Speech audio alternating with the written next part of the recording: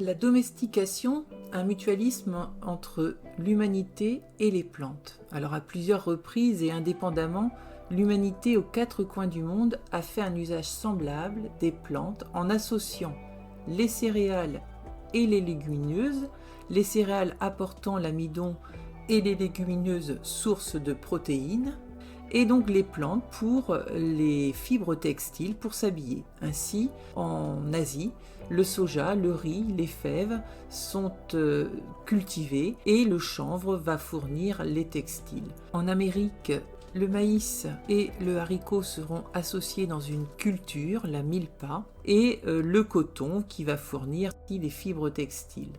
Notre alimentation présente qu'une association de lentilles, d'orge et de blé, et la culture du lin nous apporte les fibres nécessaires à notre habillement. À partir du néolithique, l'humanité a changé son régime alimentaire et la part du végétal a augmenté considérablement. Les graines, les tubercules sont entrés dans l'alimentation. L'humanité a dû cependant faire face aux aspects négatifs des plantes comestibles qui se protègent des prédateurs en produisant certaines molécules toxiques. Alors citons quelques effets négatifs sur l'organisme humain. Vous avez des réserves dans les graines et les tubercules qui sont compactés, comme par exemple l'amidon, et ceci est peu digeste. Vous avez également des aliments qui peuvent être pauvres en certains acides aminés essentiels, comme le maïs, qui présente un déficit en lysine et tryptophane. Donc manger seulement du maïs peut entraîner des carences. Et puis vous avez certaines graines qui peuvent contenir des molécules toxiques. Par exemple, le soja présente une molécule toxique, la datezéine, qui peut provoquer des perturbations physiologiques. De la même manière, vous avez des intolérances qui peuvent être observées.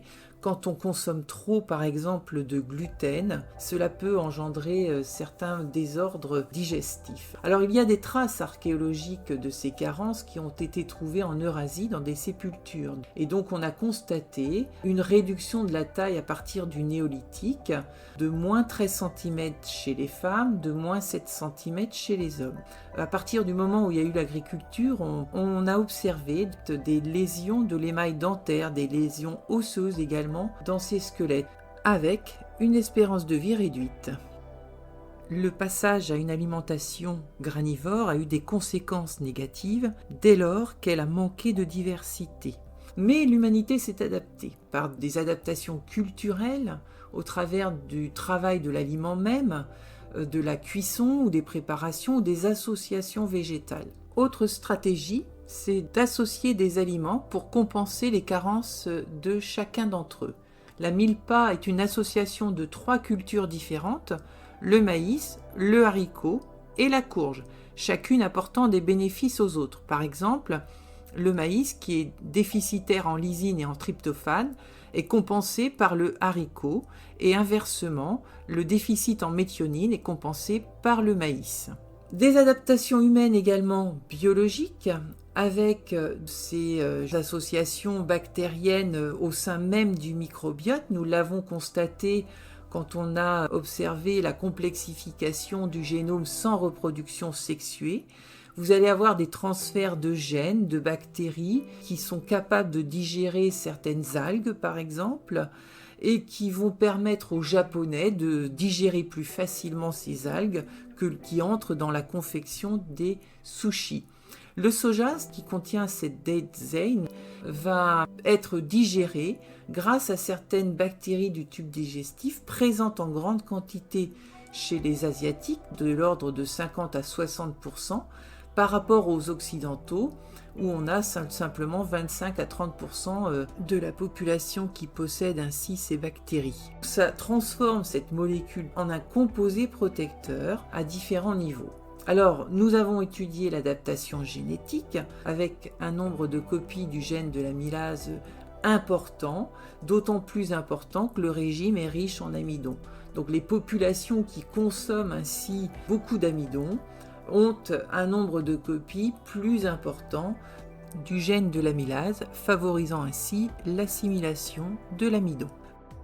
Autre exemple de l'adaptation génétique, la consommation de végétaux a privilégié certains allèles, comme l'allèle responsable de la fabrication des enzymes qui favorisent la transformation des acides gras, oméga 3 et oméga 6, contenus dans un régime riche en plantes. On observe qu'à partir du néolithique et dans les populations actuelles, une fréquence plus importante de cet allèle par rapport aux autres allèles. On peut observer également des adaptations morphologiques ou développementales au niveau du développement de la mâchoire. Une étude a été réalisée avec de nombreux squelettes chez des individus chasseurs-cueilleurs et des individus de population agricole qui montrent qu'il y a un rétrécissement de la taille de la mâchoire. Alors ceci serait en lien avec une adaptation à l'alimentation d'origine fibreuse. Il est plus facile de déchirer ces aliments fibreux avec ce rétrécissement de mâchoire par rapport à une mâchoire donc plus adaptée au broyage et la mastication chez les chasseurs-cueilleurs. Alors, en parallèle de cette augmentation de la consommation d'amidon, on voit apparaître des caries dans les mâchoires fossiles. Donc voilà aussi une conséquence de ce changement alimentaire. Vous allez avoir des maladies qui vont toucher aussi les individus. On constate donc que l'humanité a modifié génétiquement les espèces végétales en les domestiquant, mais de manière réciproque, l'évolution culturelle du régime alimentaire liée à la domestication a eu des répercussions sur l'évolution biologique de l'humanité.